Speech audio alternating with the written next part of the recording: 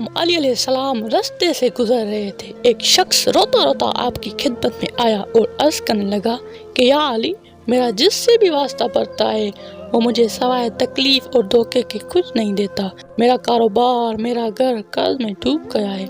या अली, कोई ऐसा अमल बताएं जिससे मैं धोखेबाज इंसान को पहचान सकूं। बस ये कहना था कि इमाम अली अलैहिस्सलाम ने फरमाया, ए शख्स, अगर धोखेबाज इंसान को पहचानना चाहते हो तो जिससे भी कारोबार करो, बात करो या मुलाकात करो तो 3 मरतबा या अलीम, या रहीम, या रहमान पढ़कर उनकी आंखों में देखो। अगर वो आंखें चुराने लगे या घबराने लगे तो समझ जाना कि ये इंसान तुम्हारे लिए बेहतर नहीं, लेकिन अगर मुतमईन रहे और मुस्कुराने लगे तो फिर तुम उस पर भरोसा कर सकते हो।